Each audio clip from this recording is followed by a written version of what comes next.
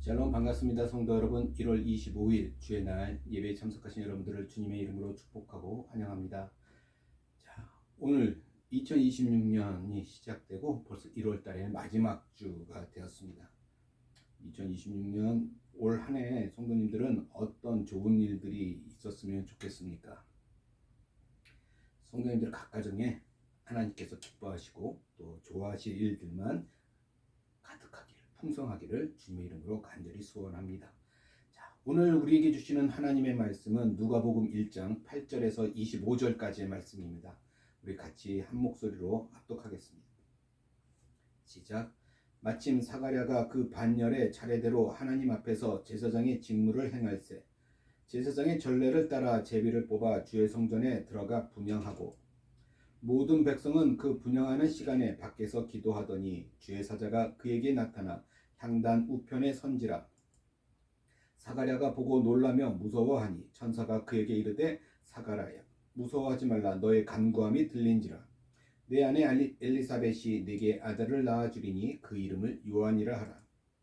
너도 기뻐하고 즐거워할 것이요 많은 사람도 그의 태어남을 기뻐하리니 이는 그가 주 앞에 큰 자가 되며 포도주나 독한 술을 마시지 아니하며 모태로부터 성령의 충만함을 받아 이스라엘 자손을 주 곧 그들의 하나님께로 많이 돌아오게 하겠습니다.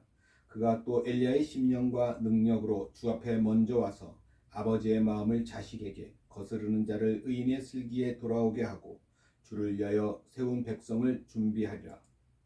사가랴가 천사에게 이르되 내가 이것을 어떻게 알리요? 내가 늙고 아내도 나이가 많으니이다. 천사가 대답하여 이르되 나는 하나님 앞에 서 있는 가브리엘이라. 이 좋은 소식을 전하여 내게 말하라고 보내심을 받았노라. 보라, 이 일이 되는 날까지 내가 말 못하는 자가 되어 능히 말을 못하리니 이는 내가 내 말을 믿지 아니함이거니와 때가 이르면 내 말이 이루어지리라 하더라. 백성들이 사가랴를 기다리며 그가 성전 안에서 지체함을 이상히 여기더라.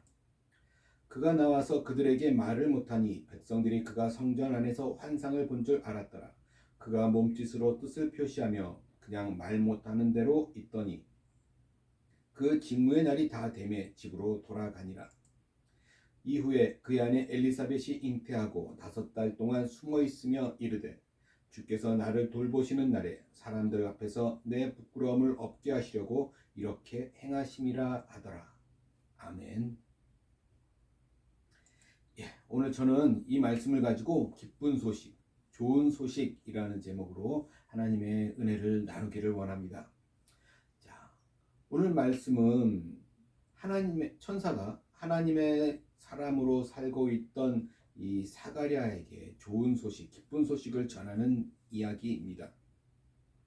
자, 근데 오늘 말씀의 먼저 배경을 살펴보면 제사장들은 레위 지파에서 직무를 감당했습니다. 그러니까 레위 지파의 아론과 그의 자손들이 그 직무를 담당했어요.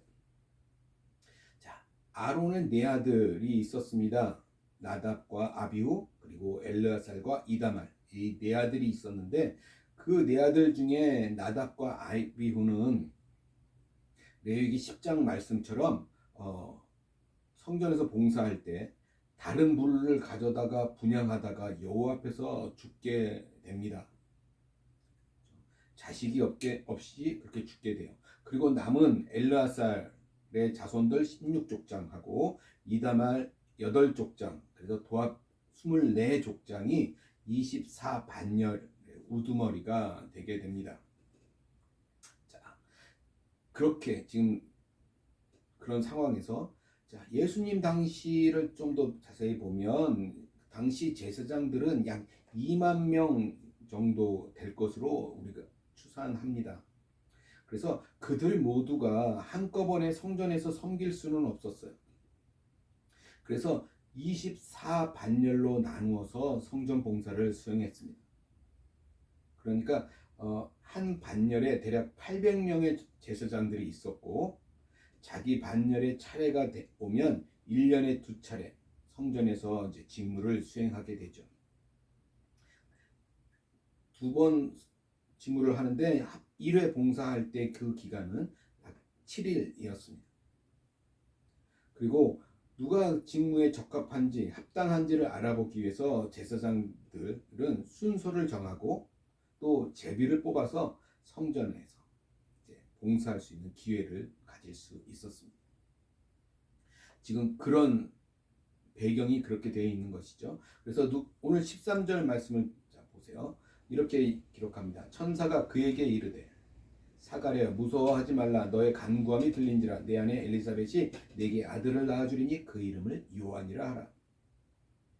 자, 이런 제사장들 상황 속에서 마침내 기다리고 고대했던 성전에서 들어가 봉사하는 기회를 사가랴가 얻게 됩니다. 자, 얼마나 개인적으로 기쁘고 감격했을까를 생각해 볼 수 있죠. 그런데 성소 안에서 분향하고 있던 사가랴는 갑자기 나타난 그 천사를 보고 놀라며 무서워했습니다. 그때 천사가 그에게 더욱 놀라운 소식을 전해줍니다. 그게 뭐예요? 아내 엘리사벳이 아들을 낳을 것이라고 하는 소식이에요. 13절 보니까 너의 간구함이 들린지라 라고 얘기해요. 지금 천사는 지금까지 사가랴가 계속해서 자식을 얻기 위한, 자식을 구하고 있는 기도를 했다라고 우리가 생각할 수 있습니다. 그런데 정작 사가랴는 기도하고 있었음에도 불구하고 천사가 와서 정작 아들을 낳는다라고 대해서는 믿지 못하는 것으로 보여집니다.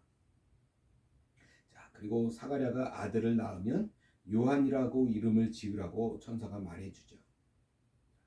우리가 흔히 침례 요한이라고 말할 때 이 침례라고 하는 것은 그의 사역에 의해서 붙은 어떠한 별명과 같은 것이고, 이 이름은 요한이죠. 이 요한 이름 요한의 의미는 하나님은 은혜로우시다, 하나님께서 은혜 베푸셨다라고 하는 의미를 가지고 있습니다. 지금까지 사가랴 부부의 상황은 전혀 아이를 가질 수 없는 상황이었습니다. 그런 사가랴가 이제 아들을 낳는다고 하는 것은 참으로 하나님의 큰 은혜인 것이죠. 그런데 단순히 아이를 가지기만 한 것이 아니라 그 아이가 이후에 아주 중요한 역할을 감당하는 그런 아이가 될 것이다 라는 말을 전해 듣습니다. 자, 14절 볼까요? 이렇게 얘기합니다. 너도 기뻐하고 즐거워할 것이요 많은 사람도 그의 태어남을 기뻐하리니. 요한이 태어남으로 인해서 너도 기뻐하고 즐거워할 것이다 라고 말합니다.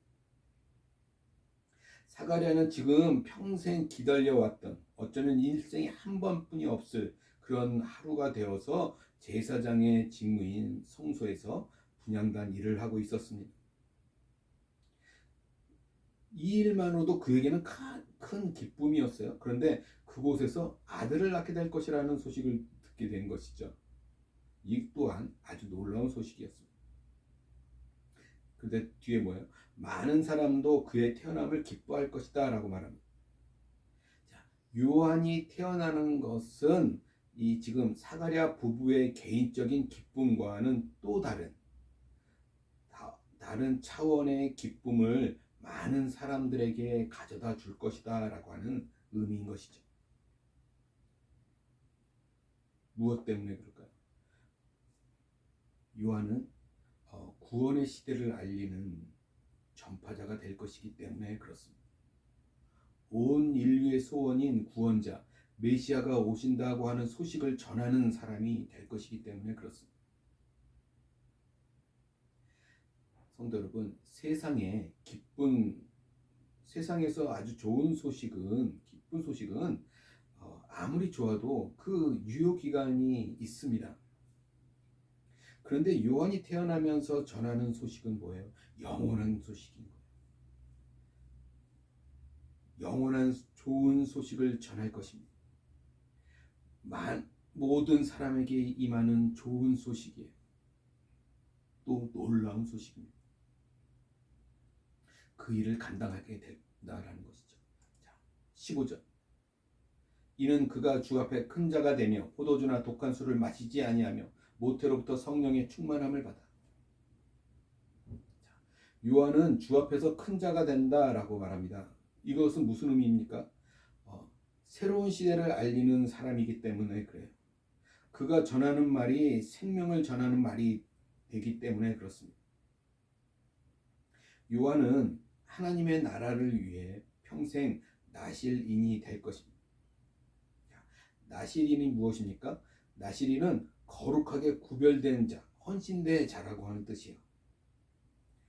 구약 성경에서 하나님께 특별히 소원을 하고 자신을 바친 사람들을 말합니다. 그 사람들은 일생 동안 포도주도 마시지 않았고 머리카락도 자르지 않았어요. 또 죽은 사람 시체와 접촉하지 않았습니다. 그런 것들을 규례를 지켰어요. 그렇게 그는 위대한 천국을 전하는 일에만 전념하면서 집중하는 사람이 될 것입니다. 그런데 잘 보세요. 주 앞에 큰 자가 된다라고 이야기합니다. 우리가 이 말을 오해하지 말아야 하는 거예요. 세상적인 큰 자가 아니에요. 주 앞에 큰 자입니다. 하나님이 보시기에 큰 자라는 의미예요. 왜 큰 자입니까? 하나님의 나라의 일, 하나님의 나라를 위한 일을 할 사람이기 때문입니다. 성도 여러분, 요한의 생애를 우리가 이렇게 돌아보면 요한은 세상적인 의미로 보면 결코 그렇게 크지 않았습니다. 그죠? 자, 그는 제사장의 아들이었어요. 그래서 부족함이 없는 삶을 살아갈 수도 있었습니다.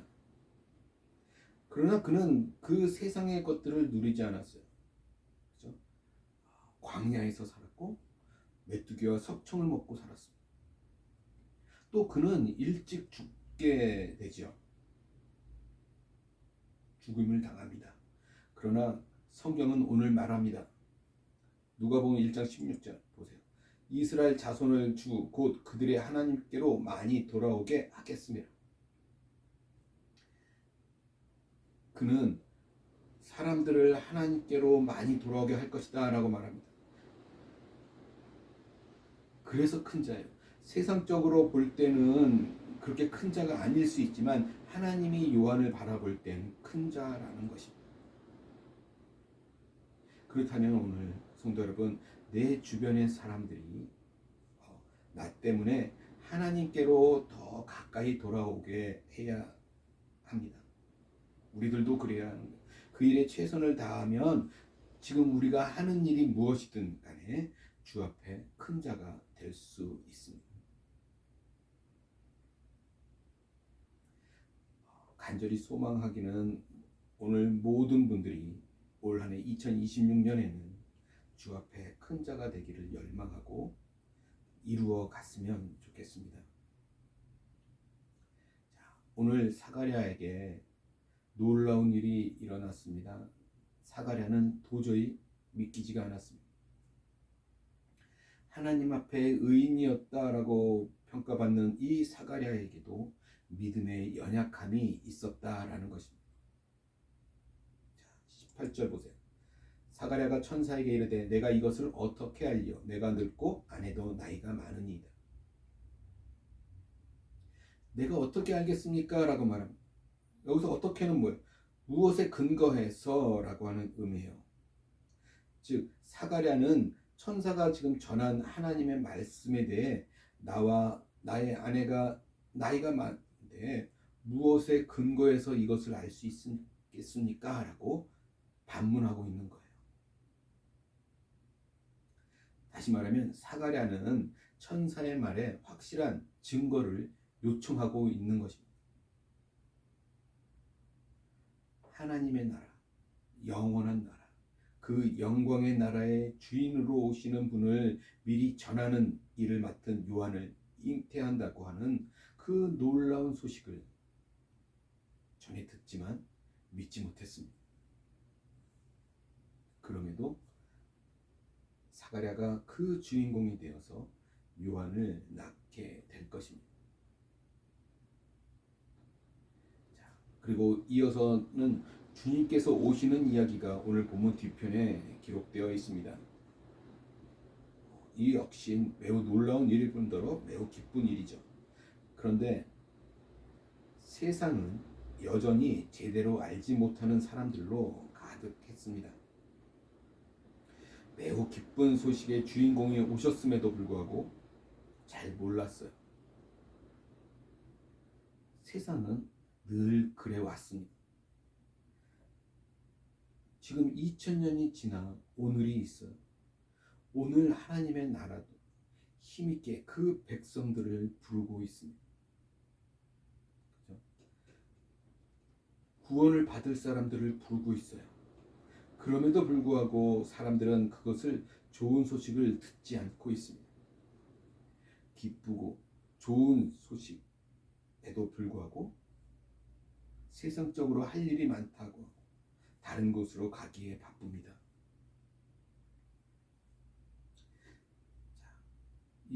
믿지 못하고 있는 사가랴의 의심에 하나님께서 작은 징조를 주시죠. 20절 보라, 이 일이 되는 날까지 내가 말 못하는 자가 되어 능히 이 말을 못하리니 이는 내가 내 말을 믿지 아니함이거니와 때가 이르면 내 말이 이루어지리라 하더라. 사가랴가 말을 못하게 만드셨습니다. 그렇게 기도하고도 가장 중요한 순간에 하나님 나라에 대해서 잠시 눈이 먼 것 같이 믿지 못하는 것 같이 행동하고 있는 이 사가랴를 하나님께서 잠시 동안 세상의 모든 것을 듣지 못하고 말하지 못하도록 만드신 것이죠. 성도 여러분, 우리 믿음의 근거는 오직 하나님 자신인 것이지 다른 어떤 것이 아닙니다. 우리가 하나님을 전지전능하신 하나님으로 믿는다면 우리는 그의 모든 말씀을 의심 없이 다 믿을 수 있고 또 믿어야 하는 것입니다. 그렇죠? 자, 보세요. 보라, 이 일이 되는 날까지라고 강조하고 있는 말이에요. 사가랴는 요한이 태어나는 날까지 세상의 말을 하지 못할 것입니다.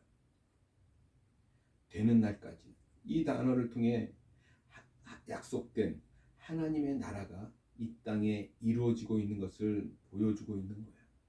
자, 이 아기가 태어나는 이 작은 약속이 성취되는 것을 통해서 아담 이후 약속된 하나님의 나라가 성취되는 것을 우리가 더욱 보게 될 것입니다. 그렇죠? 그리고 21절에서는 백성들은 사가랴를 밖에서 기다리면서 그가 성소 안에서 지체함을 기이 여겼다고 얘기합니다. 또 그가 나와서 그렇게 말을 하지 못하는 것을 보고 백성들은 사가랴가 성소 안에서 어떤 환상을 보았다 것을 알았다 얘기합니다. 그리고 그의 모든 직무를 마치고 집으로 돌아가죠. 자, 24절 이후에 그 안에 엘리사벳이 잉태하고 5달 동안 숨어 있으며 이르되 당신은 여인이 자녀를 임신하지 못하는 것은 매우 부끄러운 일이었습니다. 하나님께서 나이 많은 그에게 임신하는 복을 허락해 주셨습니다. 과거에 오랫동안 사가랴와 엘리사벳 부부가에게 자녀를 허락하지 않으셨던 분도 하나님이셨고 지금 아내 엘리사벳이 아들을 임신하게 하신 분도 하나님이십니다. 즉 하나님께서는 온 세상의 주권자이자 섭리자이심을 보여주고 계신 것이죠. 사가랴의 아내 엘리사벳은 잉태하고 그 좋은 소식을 5달 동안 숨겼다라고 얘기합니다. 왜 숨겼을까? 그녀는 사가랴가 성소에서 나올 때 말을 하지 못하고 듣지 못하는 것을 보고 하나님의 섭리를 느낀 것은 아닐까요? 그녀는 그래서 다른 것보다는 그 좋은 소식에만 온전히 집중하기를 원했던 것 같습니다. 그래서 아마 따로 떨어져서 경건하게 아이를 낳을 준비를 하고 있었다라고 우리는 볼 수 있습니다. 게다가 이 아이의 이름의 뜻처럼 하나님께서 얼마나 은혜로우신지를 알리시는 사람이 될 것이라는 사실, 얼마나 놀라운 축복입니까? 사가랴는 그것을 향한 말을 못하는 어떤 언어 장애인으로 살게 되면서 오직 하나님만을 향해서 귀와 입을 열고 깊이 묵상하는 그런 시간이 되었을 것입니다. 성도 여러분, 우리가 살아가고 있는 지금 이 시대는 우리 기독교에 대한, 크리스찬에 대한, 또 성경에 대한 어떤 불신앙과 회의주의가 가득한 시대입니다. 많은 세상 사람들이 무관심하고 오직 세상에만 귀를 열고 세상의 언어만 가득해서 모르고 있을 뿐입니다. 하나님 나라에 대해서는 불신앙하고 오직 세상 나라에 대해서만 관심이 가득하기 때문에 모를 뿐입니다. 그러나 지금 이 시간에도 하나님의 나라는 힘있게 진행되고 있다라는 사실입니다. 오늘 말씀을 정리해 볼까요? 천사가 사가랴에게 좋은 소식을 전하는 것을 읽었습니다. 작게는 아기를 낳지 못하던 그가 아기를 낳게 된다는 것이고, 그리고 훨씬 더 크게는 그 아기가 주 앞에 큰 자가 된다라는 말입니다. 하나님 나라의 일에 크게 쓰임받게 될 것이다 라고 하는 소식을 들은 것이죠. 세상을 향해 가장 기쁜 소식, 좋은 소식을 전하는 일을 맡게 될 것이라는 소식입니다. 하나님께서 그렇게 기쁜 일을, 좋은 소식을 준비하시고 그 좋은 소식을 전하고 계심에도 불구하고 사가랴는 처음에 믿지 못했습니다. 그만큼 세상은 천국 소식을 가장 필요로 하면서도 가장 잘 안 믿고 잘 듣지 않습니다. 천사가 계속해서 좋은 소식이라고 말합니다. 기쁜 일이라고 말합니다. 매우 영광스러운 일입니다. 그 좋은 소식, 오늘 저와 여러분들에게도 지금 전해지고 있습니다. 이 소식을 들을 귀가 있는 사람에게는 세상에서 가장 좋은 소식이 될 것입니다.